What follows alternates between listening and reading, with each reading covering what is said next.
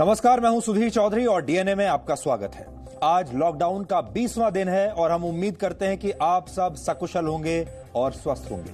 और अब से करीब 13 घंटों के बाद देश के प्रधानमंत्री नरेंद्र मोदी आपके नाम यानी देश के नाम एक जरूरी संदेश देंगे। इस संदेश में वो आपको बता सकते हैं कि आप अभी लॉकडाउन में और आगे भी ऐसे ही रहेंगे या फिर इससे आपको कुछ राहत भी मिल सकती है। करीब 20 दिन पहले कोरोना वायरस को लेकर अपने संबोधन में प्रधानमंत्री मोदी ने कहा था, जान है तो जहान है। और 2 दिन पहले उन्होंने एक नया मंत्र दिया और कहा, जान भी और जहान भी, यानी जीवन को बचाना भी है और अर्थव्यवस्था को चलाना भी है। और ये एक बहुत बड़ा संदेश है। इसी संदेश में भारत का भविष्य छुपा हुआ है। इसलिए पूरा देश अब बेसब्री से इंतजार कर रहा है कि कल सुबह वो क्या कहने वाले हैं, जबकि पूरी दुनिया भी इस बात का इंतजार कर रही है कि भारत कोरोना वायरस से अपने तरीके से कैसे निपटेगा। आज हम आपको इन दोनों सवालों के जवाब देंगे। इसके बाद हम चीन की बात करेंगे। चीन का सपना है कि आप ना सिर्फ उससे सारा सामान खरीदें, बल्कि उसका यह भी सपना है कि आपकी तनख्वाहें भी चीन से ही आएं।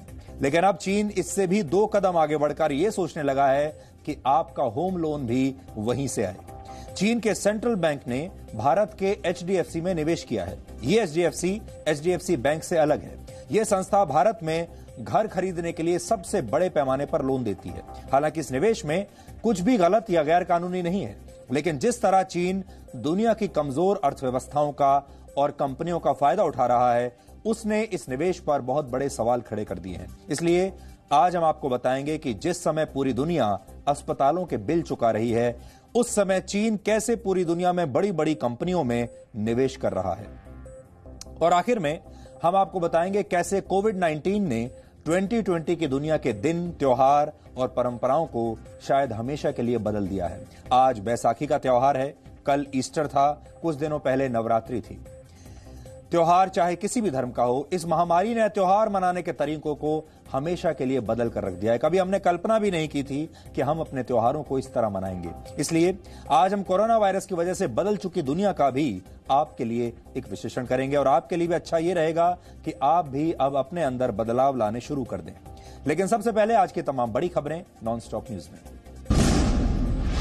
प्रधानमंत्री मोदी कल सुबह 10 बजे एक बार फिर राष्ट्र को संबोधित करेंगे। प्रधानमंत्री के दफ्तर की तरफ से ट्वीट कर इसकी जानकारी दी गई। सूत्रों के मुताबिक प्रधानमंत्री मोदी कल लॉकडाउन की तारीख बढ़ाने का ऐलान कर सकते हैं। लॉकडाउन की वजह से जारी कुछ पाबंदियों में छूट का ऐलान किया जा सकता है। रेल यात्रा और घरेलू हवाई यात्रा में कुछ शर्तों के साथ छूट दी जा सकती है। प्रधानमंत्री मोदी खाने पीने के सामान की उपलब्धता को लेकर भी ऐलान कर सकते हैं। सरकार की तरफ से मजदूरों और किसानों के लिए पैकेज की घोषणा की जा सकती है। कोरोना से जंग लड़ रहे लोगों के लिए खास ऐलान की तैयारी है, ताकि उनका और उनके परिवार का मनोबल बना रहे। कोरोना संकट पर यह प्रधानमंत्री का देश के नाम चौथा संबोधन होगा। 25 मार्च से शुरू हुए 21 दिन के लॉकडाउन का कल आखिरी दिन है। देश में कोरोना वायरस से संक्रमित मरीजों की संख्या लगातार बढ़ रही है। आज कोरोना के मरीजों की संख्या बढ़कर 9,352 हो गई। कोरोना संक्रमण से अब तक 324 लोगों की मौत हुई है, जबकि संक्रमित 980 मरीज ठीक हो गए हैं। देश में 24 घंटे में 905 नए मामले आए हैं, जबकि आज सबसे ज्यादा 51 लोगों की मौत हुई है। स्वास्थ्य मंत्रालय का कहना है कि देश के 400 जिले अभी तक कोरोना संक्रमण से प्रभावित हो चुके हैं। देश के 15 राज्यों के जो 25 जिले कोरोना संक्रमण से प्रभावित थे, वहां बीते 14 दिनों में एक भी संक्रमण का केस सामने नहीं आया है। आज अगर हम देखें तो 15 राज्यों में 25 जिलों में, उसमें पिछले 14 दिन से, जबकि वहां पर इससे पहले की पॉजिटिव केसेज आए थे, तो पिछले 14 दिनों से कोई भी पॉजिटिव केसेज रिकॉर्ड नहीं हुए हैं। Indian council of medical research के मुताबिक कल तक 2,06,213 सैंपल टेस्ट किए जा चुके हैं और टेस्टिंग की क्षमता बढ़ाई जा रही है।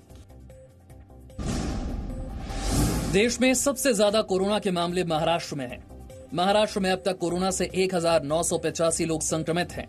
यहां 149 लोगों की मौत हो चुकी है। दिल्ली में कोरोना के मामले बढ़कर 1,154 हो गए हैं। अब तक 24 लोगों की मौत कोरोना से हुई है। उत्तर प्रदेश में कोरोना संक्रमित मरीजों की संख्या 483 हो गई है। राज्य में अब तक 5 लोगों की मौत कोरोना से हुई है। गुजरात में कोरोना वायरस से 539 लोग संक्रमित हैं, 26 लोगों की मौत हुई है। दिल्ली में कोरोना हॉटस्पॉट की संख्या बढ़कर 47 हो गई है।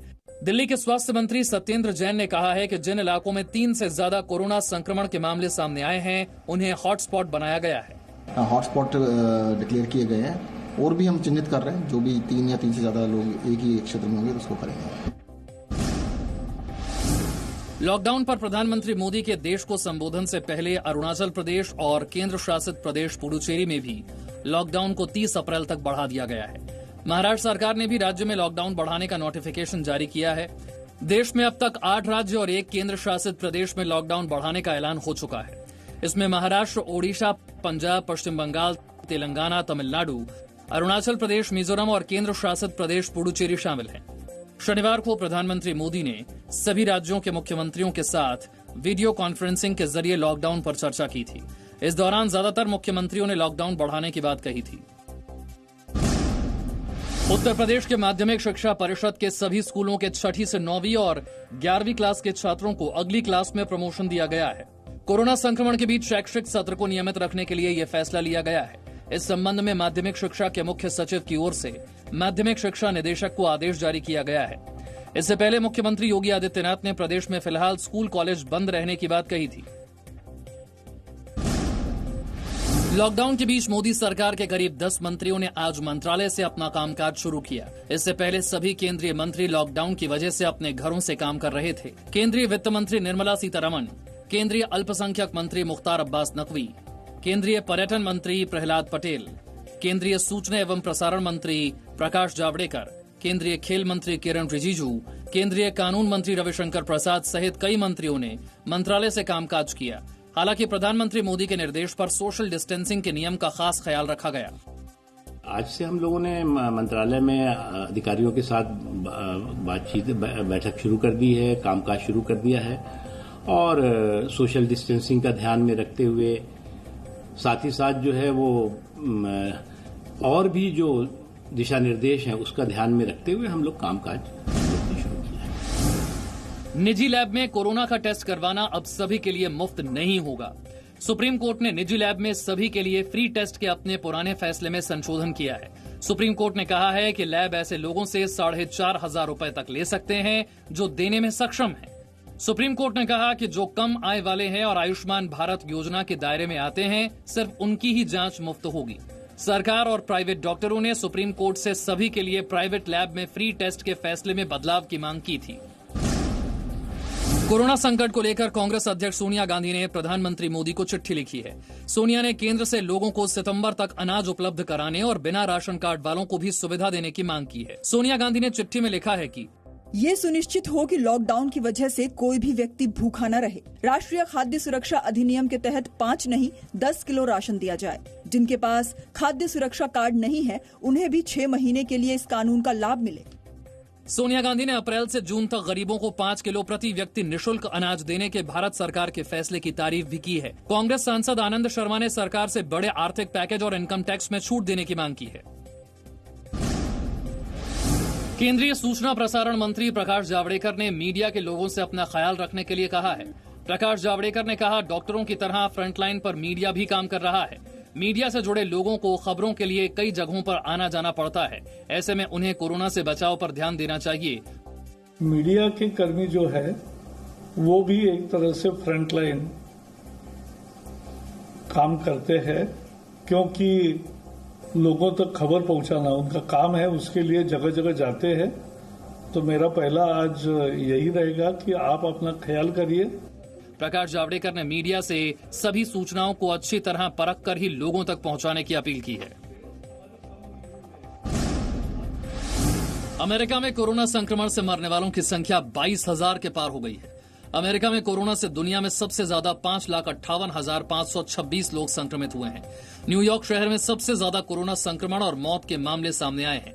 दुनिया में 18,70,000 लोग कोरोना संक्रमित हुए हैं। अब तक 1,16,052 लोगों की कोरोना से मौत हो चुकी है। इटली में कोरोना से 19,899 मौत हुई है।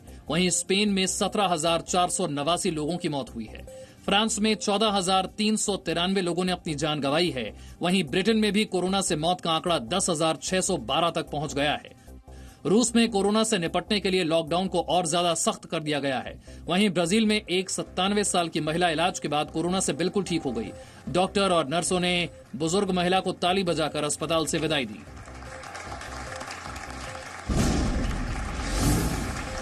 दिल्ली और आसपास आज फिर भूकंप के हल्के झटके महसूस किए गए। दोपहर 1:26 पर दिल्ली के लोगों ने भूकंप को महसूस किया। रिक्टर स्केल पर भूकंप की तीव्रता 2.7 मापी गई। भूकंप का केंद्र दिल्ली का जीटीबी नगर था। इससे पहले रविवार को दिल्ली में लोग भूकंप की वजह से घर से बाहर निकल आए थे। रविवार की शाम 5:45 बजे दिल्ली में भूकंप के झटके लगे थे। भूकंप की तीव्रता रिक्टर स्केल पर 3.5 थी। भूकंप का असर नोएडा, गाजियाबाद और गुरुग्राम तक महसूस किया गया था। रविवार को भी भूकंप का केंद्र दिल्ली में ही था।